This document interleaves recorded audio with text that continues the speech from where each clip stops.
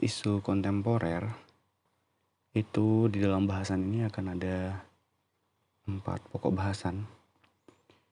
Yang pertama tentang latar belakang dan pendahuluan. Kemudian yang kedua tentang perubahan lingkungan strategis. Yang ketiga tentang isu-isu strategis kontemporer. Dan yang terakhir adalah teknik analisis isu. Tujuan dari reformasi birokrasi pada tahun 2005 yaitu untuk mewujudkan birokrasi kelas dunia, di mana hal ini merupakan respon dari rendahnya kapasitas dan kemampuan ASN dalam menghadapi perubahan lingkungan strategis yang menyebabkan posisi Indonesia dalam percaturan global belum memuaskan. Selanjutnya, tercantum dalam Undang-Undang Nomor 5 Tahun 2014 tentang ASN, secara signifikan telah mendorong kesadaran PNS untuk menjalankan profesinya sebagai ASN dengan berlandaskan pada beberapa hal, nilai dasar, kode etik, dan yang terakhir adalah profesionalisme atau profesionalitas jabatan. Kemudian yang terakhir adalah kemampuan mengidentifikasi faktor-faktor yang mempengaruhi perubahan lingkungan strategis dan analisis isu-isu kontemporer pada agenda pembelajaran bela negara perlu didasari oleh materi wawasan kebangsaan dan aktualisasi nilai-nilai bela negara yang dikontekstualisasikan dalam pelaksanaan pekerjaan sehari-hari. Selanjutnya, perubahan lingkungan strategis ini menurut Uri Brenner pada tahun 2017, dia mengatakan ada 4 level lingkungan strategis yang dapat mempengaruhi PNS dalam kesiapannya melakukan pekerjaan. Yang pertama, individu, keluarga, masyarakat pada level lokal dan regional, serta nasional dan dunia. Kemudian, fungsi dan tugas ASN yang pertama adalah melaksanakan kebijakan publik. Dalam artian bahwa ASN itu memiliki tugas yang sudah tercantum pada undang-undang. Selanjutnya memberikan pelayanan publik. Jadi pada dasarnya ASN itu adalah pelayan publik. Dalam hal ini tentu dituntut adanya sebuah profesionalitas di dalam mengerjakan apa yang menjadi bidangnya. Yang terakhir adalah fungsi dan tugas ASN adalah mempererat persatuan dan kesatuan negara Republik Indonesia. Ini sudah tentu, apalagi ASN. Bahkan ini adalah tanggung jawab seluruh anggota masyarakat. Kemudian PNS profesional. PNS profesional itu harus memiliki beberapa hal di bawah ini. Yang pertama adalah mengambil tanggung jawab. Artinya dia harus bertanggung jawab pada apa yang sudah menjadi pekerjaannya. Kemudian yang kedua, menunjukkan sikap mental yang positif. Tentu ini adalah dasar atau fondasi untuk melakukan kegiatan yang lain. Lalu mengutamakan keprimaan, sehat jasmani dan rohani. Lalu menunjukkan kompetensi atau kemampuannya, menggali lagi kemampuannya dan mengupgrade lagi kemampuannya yang kurang. Lalu memegang teguh kode etik. Beberapa modal insani dalam menghadapi perubahan lingkungan strategis diantaranya adalah modal intelektual, emosional, sosial, ketabahan, etika, dan modal kesehatan.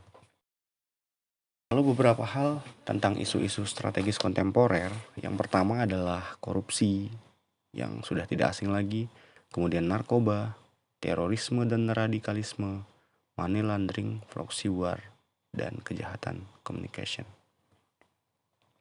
Yang pertama, korupsi. Jadi sejarah korupsi dunia ini sangat panjang dari zaman dahulu, dari semenjak zaman Cina, Mesir tua, sampai pada zaman Nusantara.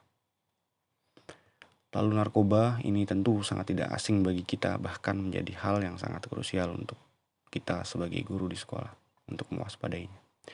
Lalu kejahatan terorisme dan radikalisme yang juga menghangat akhir-akhir ini menjadi perhatian lebih juga untuk kita semua.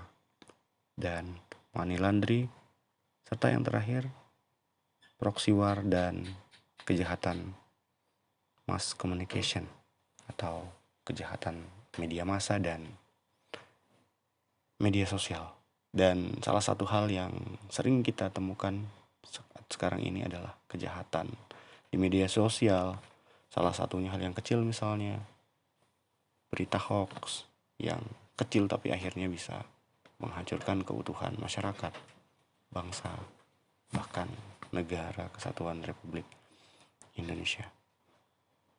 Ya, jadi itulah beberapa hal dalam isu-isu kontemporer. Selanjutnya, kita akan membahas tentang langkah-langkah membedah isu kontemporer. Langkah-langkah membedah isu kontemporer. Sebelumnya kita cari tahu dulu apa itu isu kontemporer.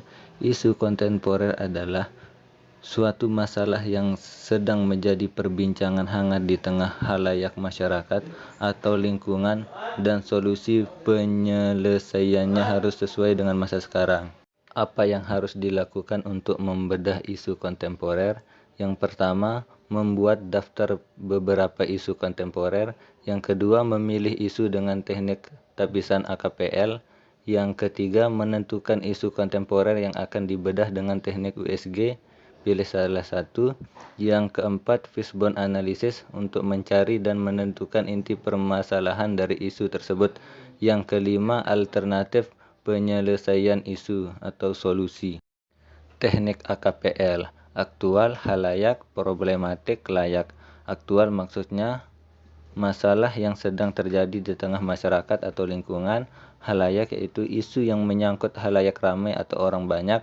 Problematik maksudnya berpotensi untuk menimbulkan atau menjadi masalah yang lebih serius atau kompleks sehingga harus dicarikan solusinya.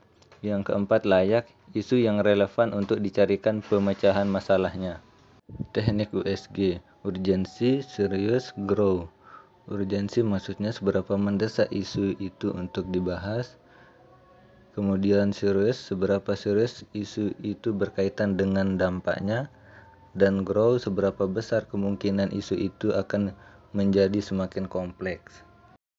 Beberapa isu yang tengah hangat di sekolah saat ini.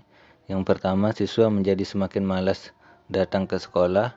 Yang kedua, menurunnya nilai etika siswa terhadap guru. Yang ketiga, guru menjadi kurang bersemangat mengajar.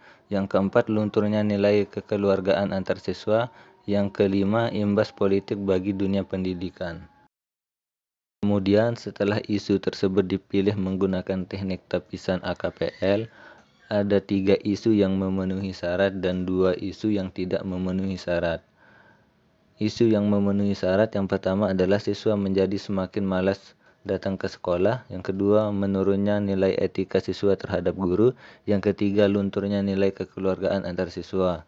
Sedangkan isu yang tidak memenuhi syarat, yang pertama, guru menjadi kurang bersemangat mengajar.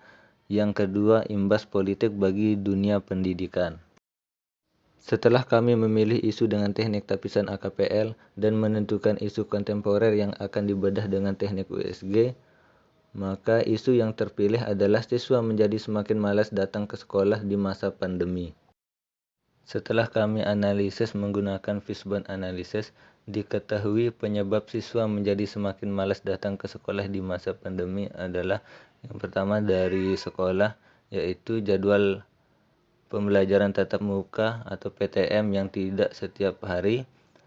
Kemudian dari siswa, kebiasaan bangun terlambat dan keasikan bermain gadget.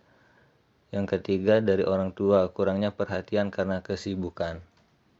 Dampak yang ditimbulkan dari siswa semakin malas datang ke sekolah di masa pandemi adalah yang pertama, motivasi belajar menurun. Yang kedua, hilangnya minat sekolah. Yang ketiga, putus sekolah. Alternatif penyelesaian isu atau solusi yang kami berikan adalah aktif melakukan komunikasi melalui jejaring sosial untuk menjaga semangat sekolahnya, dan proaktif menghubungi orang tua agar selalu memberikan arahan sekolah kepada anaknya.